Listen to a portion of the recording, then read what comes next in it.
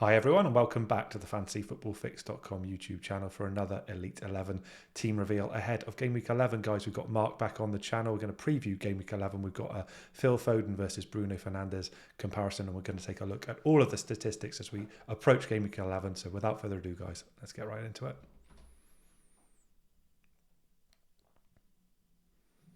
Guys, welcome back to the channel. And Mark, welcome back, mate. It's been a minute, hasn't it? So how have you been getting on? How's the season been progressing, mate?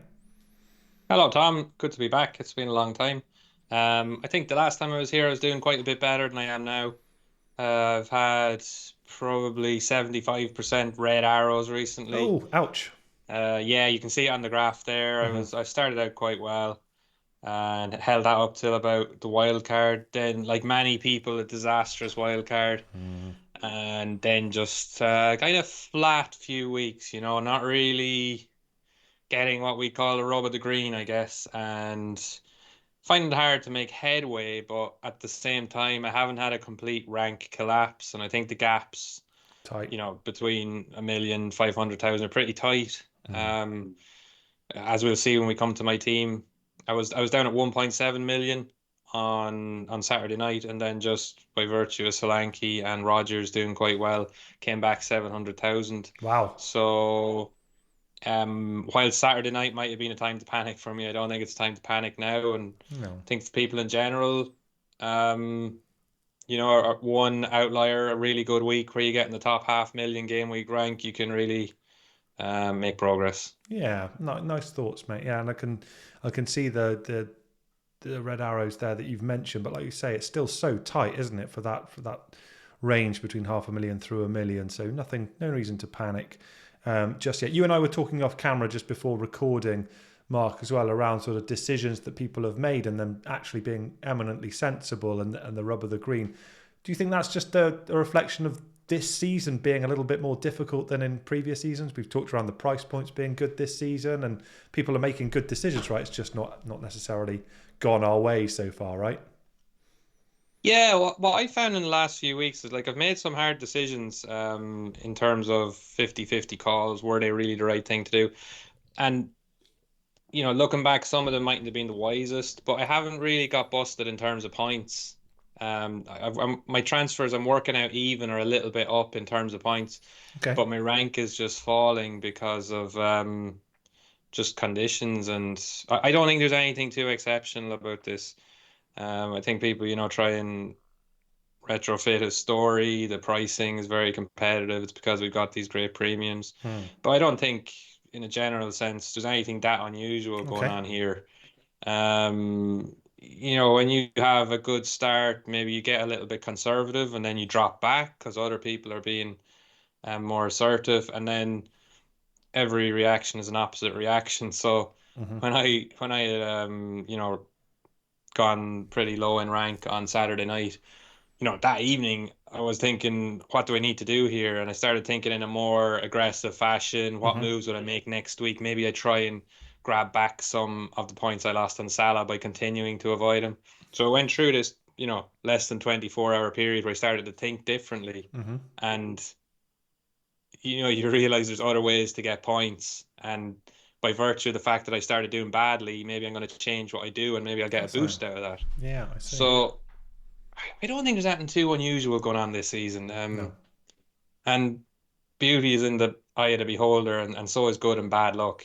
So Yeah, that's I'm fair. hoping it'll come back to me. I'll probably, due to where my rank is, maybe I'll take a little bit more risk on things. I Maybe see. make a few transfers that are a little bit more risky, but it's the game is always the same, really. Yeah, I see, mate. You live and die by the little bit of luck you get. Yeah, you do. Yeah, good thoughts. And it's interesting, isn't it, how the difference that one or two games can make on that second day of the game week, I guess. And you Mm. won't be alone in that with Solanke, as you mentioned, and Rogers, of course. So that's a nice little segue, actually, Mark. Let's take a very quick look and see how you performed in game week 10.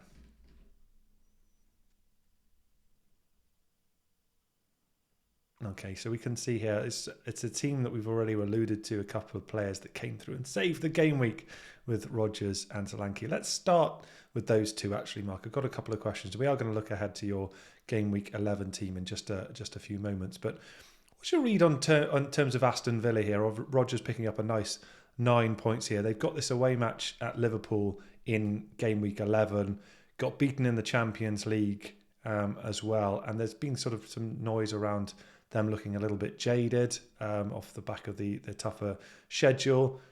Do you think this is a time to start moving away from Aston Villa, with Rodgers being an exception? What do you think about Aston Villa at large in an FPL context?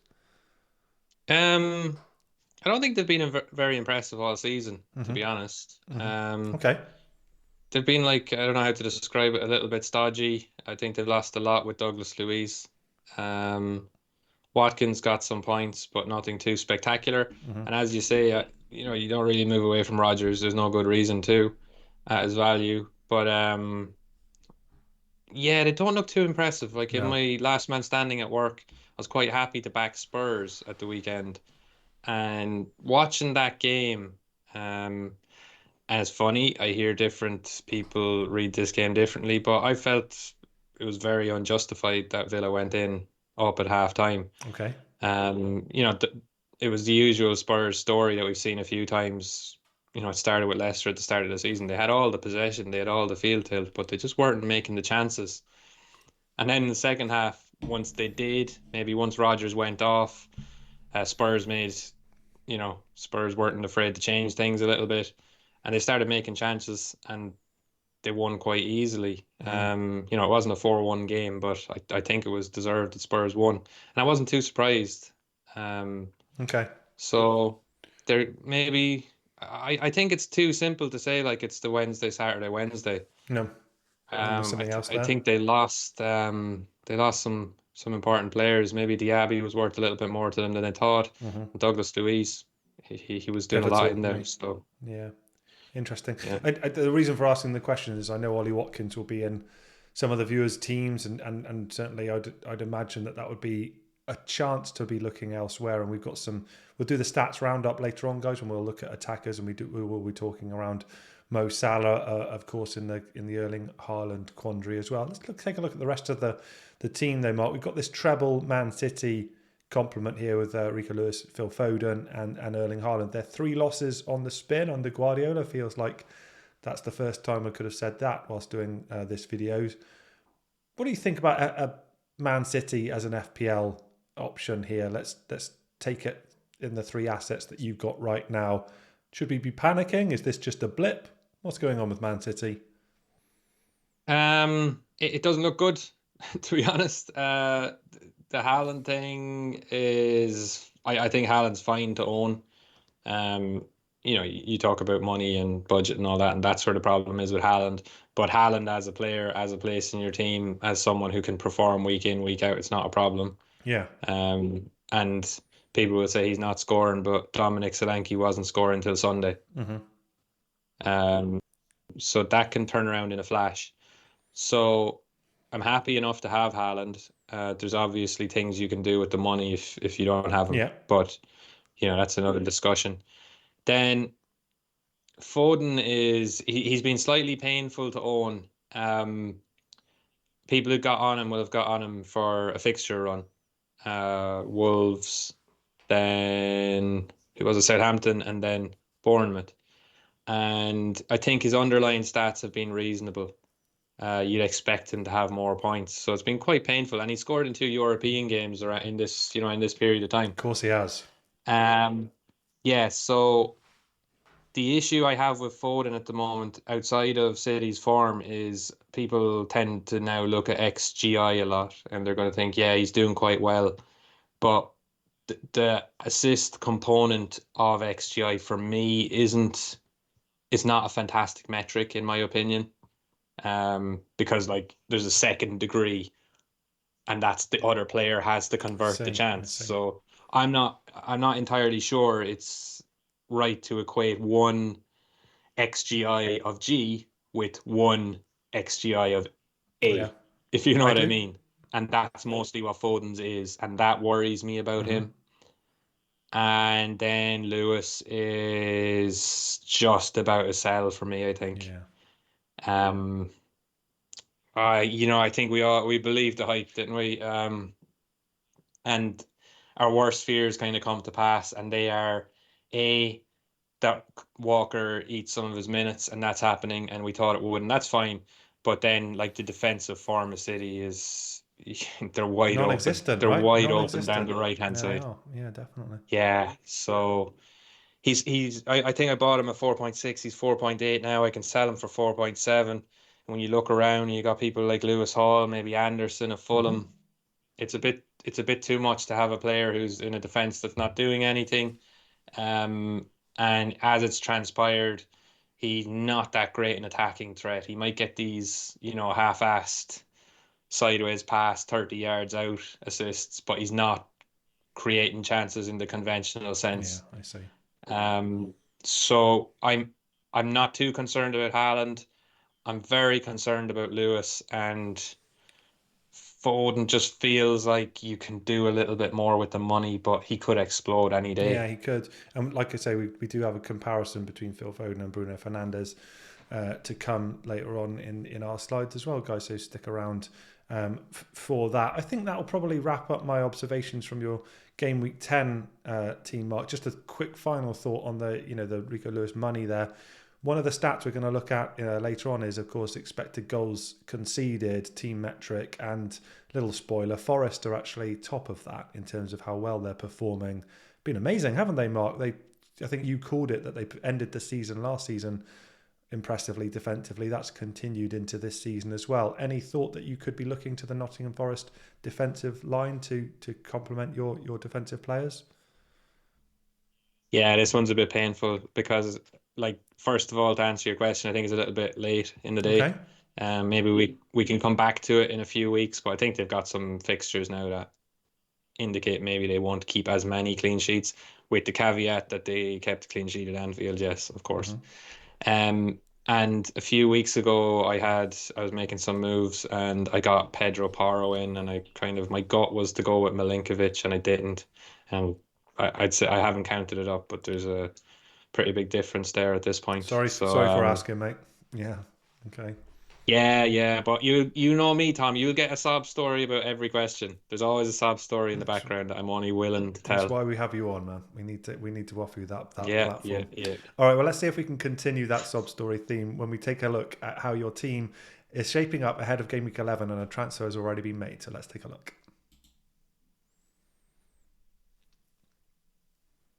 Okay, so it's kind of cool. This week we're recording later in the week. We're recording midweek, and a transfer's already been made. We can see Cunha already coming into the team here, and I want to talk around that then, Mark. They're sitting bottom of the league. Wolves. They have had a wretched run of fixtures, haven't they? A really rotten start to the league in terms of the Yeah. difficulty of fixtures. We still believe, though, in this team and in Cunha ahead of finally a favourable run of fixtures. How do you assess them as a collective, and then we talk around Cunha as an FPL option as well. Yeah, yeah. I mean, this team this week isn't a sob story. My team looks It nice this does. week. I'm absolutely getting the green arrow. There's no doubt about that. On Cunha, like, he's half the story. The other half of the story is Dominic Ugh. Calvert-Lewin. And before this game week started, one of the things I was considering last week was Solanke to Cunha. So it's good I didn't do Mm. that because I wanted to do. I would prefer to get Calvert-Lewin out, and Cunha was my preferred option. So I did that Saturday evening, and I was going to do that once he came through the Palace game fit. So yeah, half the story is Calvert-Lewin. Then the reason I've gone for Cunha is, yeah, he's got good fixtures. He's very good. I think he's like a level above practically the majority of that Wolves team. I mean, they've got some guys in the middle who are very good, who aren't, so famous, and they're not fantasy options. But I think he is legitimately their best player and talisman. So I'm quite happy to take that for the next few Sure. fixtures. There were alternatives there, Chris Wood, Wissa, Raul, and I just think this is the guy who can do the big Yeah, he's hauls. got hat trick potential, hasn't he, Mark? We've seen it previously as well. He does have that monster haul in his locker, doesn't he? That's a statement of fact. We've actually seen those returns historically, haven't we? So yeah, can Yeah, yeah. definitely see you there as well. Noticed here we've still got a free transfer, Mark, as well. So presumably you had the two frees. Any plans to use the second one as part of this game week? Are you happy with how you're set up? Like you said, you've got a guaranteed green arrow already, so it's nice to know that. Yeah, But yeah. any other ways that you could invest that other transfer? I think looking to the future, the things I can imagine I'm going to need are I'm going to need to have a little bit more depth in my defense. And as I mentioned, Lewis is a bit of a waster, and Greaves is a total waster. Um, so I could use I think I've got point three, no, point Hmm. four, as you've written there. I could use that there. I could also roll, Yeah, sure. looking to the future, but I'm not really in a mood to wait around and, you know, I need to make moves in rank Hmm. now.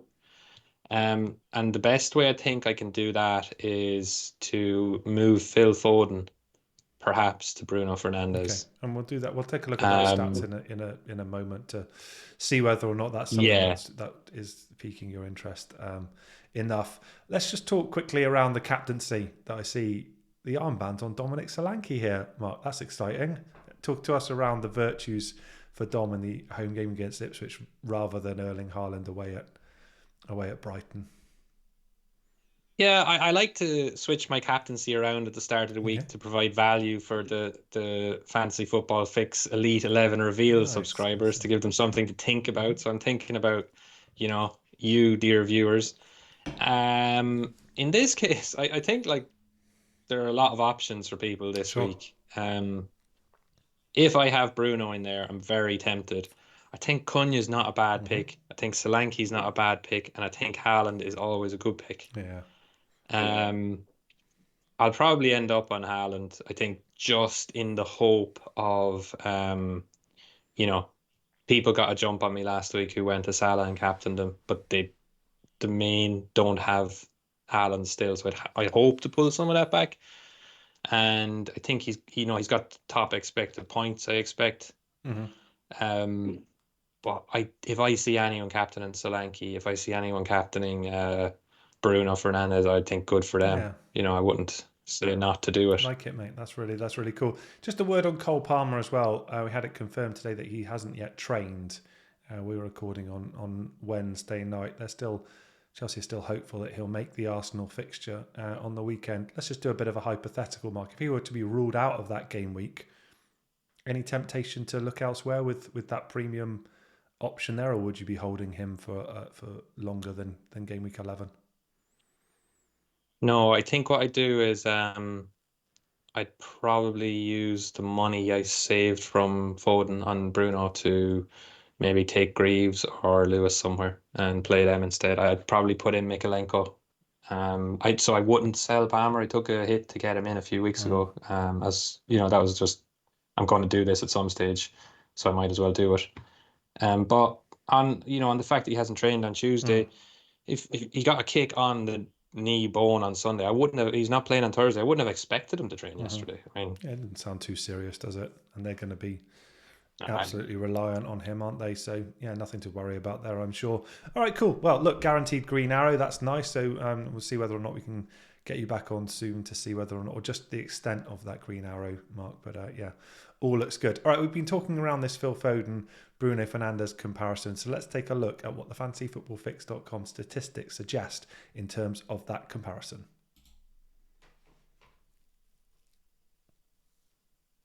Okay, Mark. So Phil Foden's come into the team. He's in my team as well. I'm sure he's going to be in one or two of the guys watching in terms of their teams as well. We've got some stats up here for the season to date so far in terms of per 90 minute statistics. You can see an awful lot of green on the right hand side here for Bruno Fernandes, and we've got our attacking radar, which is one of the features that you can go and take a look at on fantasyfootballfix.com if you haven't already done so.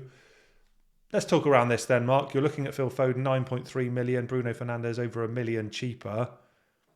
Talk me through it, mate. I'm an owner. I need to understand whether or not I need to ditch this geezer.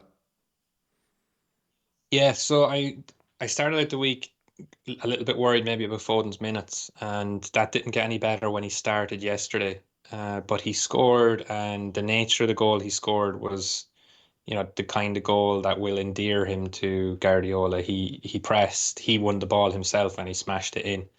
So I can imagine, this is the kind of player that Guardiola wants in the Hmm. team right now.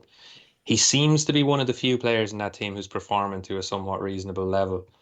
So I'm less concerned about his start, but I'll still be worried at 4 o'clock on Hmm. Hmm. Saturday. Um, and I think there's a good argument for holding him. But the argument on the other side is that Bruno has three significantly easier fixtures. Um, he's got penalties, and he again is a talisman for United at the moment. Now, the reason I ended up on Foden is because I tried to take a play on fixtures that didn't work out. So surely, if I do this again, justice, justice will reign, and Bruno will come in big time. I'm not here to make any guarantees, but yeah, I guarantee it. So yeah, that could be interesting. Look, I mean, you're a Man United fan, right, Mark? I mean, they've got a new manager coming in. That looks super exciting. I'm really looking forward to seeing how he's going to adapt to the league and see what he can do with this crop of players. Obviously, he's not in situ yet. Um, they've looked terrible to me for so long. Are we expecting that they're going to Ruud van Nistelrooy is going to get a tune out of them prior to the new manager coming in? Yeah, they have looked terrible, you're right. And they haven't scored many Mm, goals. I think they're 17th, 18th maybe on XG across the season. yuck. But sorry, they're 18th on goals scored, but they're sixth on XG. Okay. And I think when you've got strikers like Hoyland and Xerxes, you go a long way towards explaining why that is. And you know, what you're looking at with Bruno is he's taking the set pieces, he's taking penalties, as we know, he's taking corners, and you're just against these bad defenses. And you hope he can hit that 12, 13, 14 pointer once and maybe twice. Yeah, I see. And I think looking at the fixtures, it's a three fixture play, and then he's gone maybe to Saka or something like that. Yeah. Um, so I think I'll do it. I think I'll end up doing it. And another thing there is it goes back to what I was mentioning about uh Foden being a little bit more assisty. Yeah. You can see here they're getting equal numbers of shots, Yeah. but it's not written there. But the XG per shot, it's implied by the other figures that maybe Bruno's getting a better quality of Yeah, shot. his expected goals is Um, markedly less, isn't it? And we're going to look at stats in a moment, yeah, Mark. In fact, let's just move on and take a look at that because the one of the metrics that we look at there is attempted assists as well. I think it is from a creativity perspective, and I think that's going to make your point as well. But I do understand the case that you're making for Bruno Fernandes. And look, it's a million, isn't it, give or take, which is not an insignificant yes, amount of chunk of change to consider as to what that could do with your squad separately. But let's take a look at the rest of the yeah, stats, Mark, to see yeah. whether or not that completes the picture here.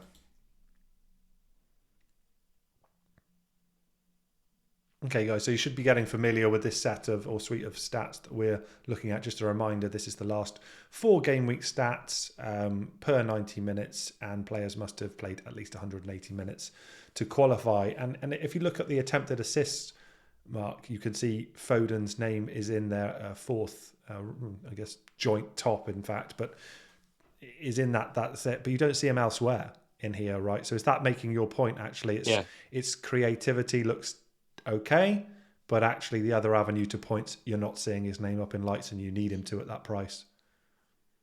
Yeah, he feels like at the moment you're looking at maybe 7, 8 points at Right. best. Um, but like this is all very iffy stuff, you get one return in the first half, there's no trouble getting a second return, and then it's a haul. So I think it's a very risky move to go from Foden to Bruno, but the fixtures are significantly Mm-hmm. different. There's like it's a big difference in those fixtures. You could look at City's next three, Brighton, Spurs, and Liverpool, and like maybe you wouldn't be surprised if they have one win, one draw, one loss out of those three. Sure. And then what's the cap on what Foden's going to get there?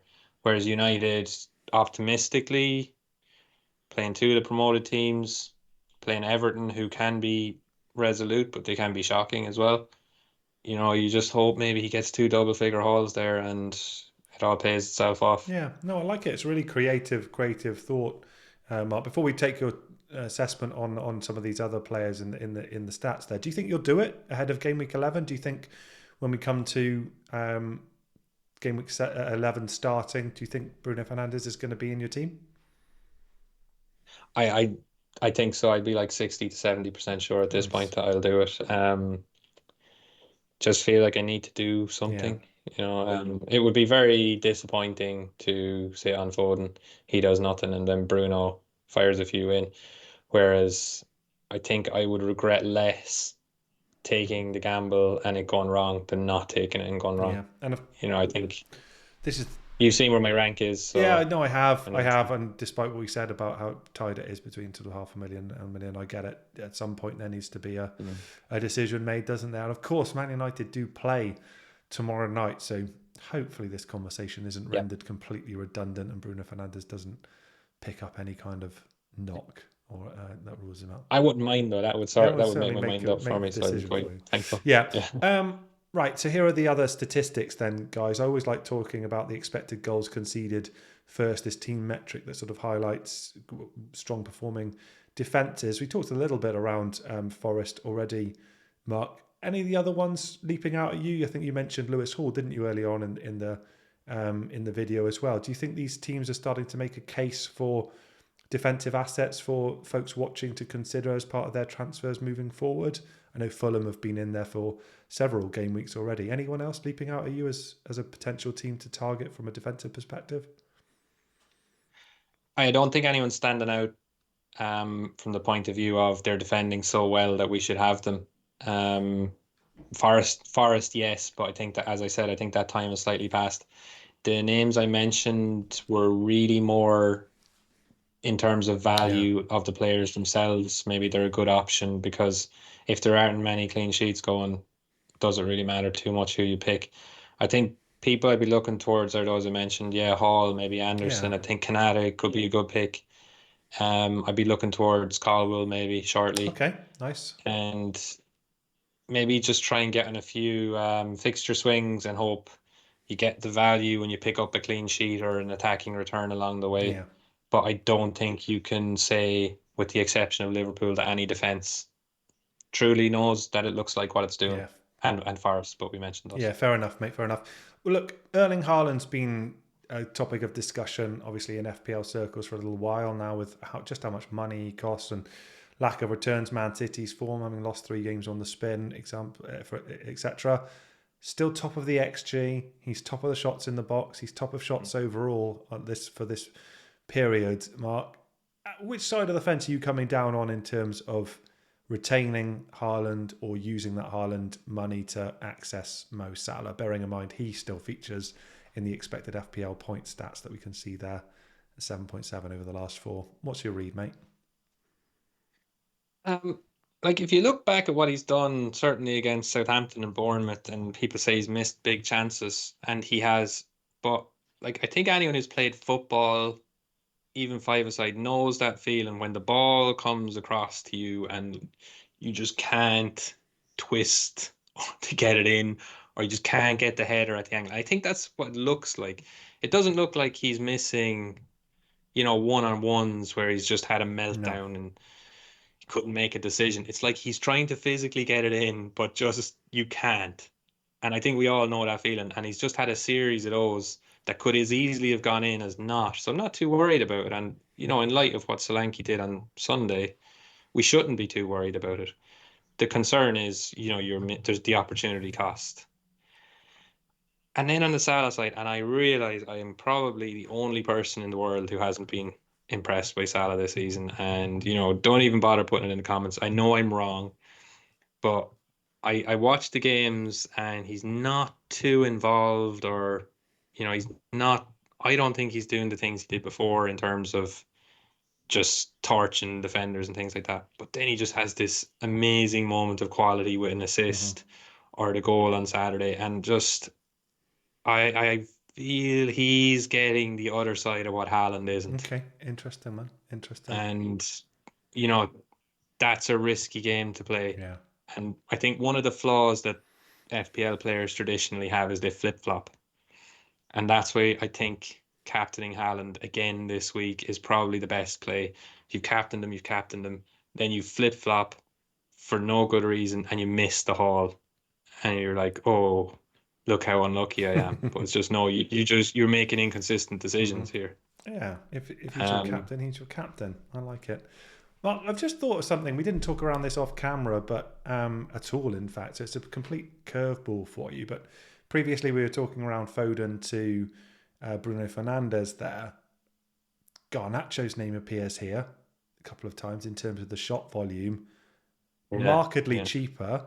Um, any temptation to completely restructure things and go down to Garnacho, or are you thinking actually you need the assurity of minutes and the penalties for that to be a viable move, and Garnacho isn't a viable option? Yeah, I think one of the big things that's in Bruno's favor is we believe he's a lock for a Mm-hmm. start in 90 minutes. And there's one instance at the towards the end of the Chelsea game where Garnacho was really careless and he got number one bailed out and then balled out by Casemiro. And I don't know, it's the kind of thing you see and you think, well, a manager might give him a boot up the ass and put him on the bench the next I game. see. And I don't know, because we've seen Rashford on both sides. We've seen him on the right against Chelsea, which is kind of rare enough under Ten Hag. I just feel like maybe things are pretty fluid between Diallo, Rashford, and Garnacho. Yeah. And just I don't think he's sure enough of his start. I could be wrong, but No. it's Bruno all day for Yeah, me. fair enough, mate. Fair enough. In terms of these other players here, we've obviously got Cole Palmer that we've talked around as well. Damsgaard's name's been up in lights for the last two videos that I've looked at here, and Alexander Isak as well, starting to appear in these charts as well. We've not mentioned him throughout the course of the video, but scored a great goal. What a cool goal that was against Arsenal. What a throwback to actually being able to cross the ball and header it. I loved it as someone who grew up watching football in the 90s. Yeah. Do you think there's anything in Isak as an FPL option, Mark, right now as part of a front three, or do you think he's slightly too much money? What do you think about Newcastle attacking assets with specifically around Isak? Yeah, I think the time for we went through a little spell there where everyone's talking about a pool of strikers, Konya, um, Konya, Wissa, Raul, and these. I think the focus now around 12 is going to shift to um, maybe Isak, Jackson, back to Havertz, and people are going to be a little bit antsy that they don't have that extra little bit of money um, in the bank. So they really present a nice alternative to Haaland that I wasn't convinced that replacing Haaland with one of these lower budget Mm, players was great. But I think when you've got an option in 12 like Jackson or Isak, it's really very yeah, attractive to then go to Salah elsewhere. I see. Um, I think, and Solanke has saved himself quite a bit of selling as well. So, I think we can see forward lines pretty soon who are Jackson, Solanke, Isak type things. Yeah, love it. Love having Um, all these great options and many different types of teams yeah, that are going to yeah. be being seen all over the game. I personally really enjoy that. Yeah, I think what people should not forget is that yes, Haaland and Salah will score the hauls more often, but other players will get hauls less often. Mm, And it's not, there's a lot of ways to go. There's a lot of options you can take. And if you're a person who spends a lot of time complaining about template moves and people copying content creators or whatever, you can definitely be brave and find your own way here, and you'll do well if you're yeah, lucky. exactly. And hopefully some of the viewers get that because it's a great feeling when it does land. Definitely, Mark. Been a pleasure, Mm. mate. Great to catch up. We've just gone over a half hour, so we should probably wrap things up. But is there anything that we haven't covered that you wanted to mention before we call it quits? No, I don't think so. I think this is a good week for maybe taking a hit or two. There's some pretty tasty fixtures on. So if you need to make a long-term fix to your team, might be a good week to try it. Like it. Good way to finish, mate. Well, enjoy the guaranteed green arrow, and thanks so much for coming back on the channel. I look forward to seeing that trending upward graph next time we speak. Guys, if you have enjoyed the video, do please consider smashing a like. Do please consider subscribing to the fantasyfootballfix.com YouTube channel if you haven't already done so. And of course, head over to fantasyfootballfix.com as well, where you can follow the thoughts of all of our elite managers and get your push notifications enabled. It's been a pleasure, guys. I'll talk to you all next week. Take care. Bye-bye.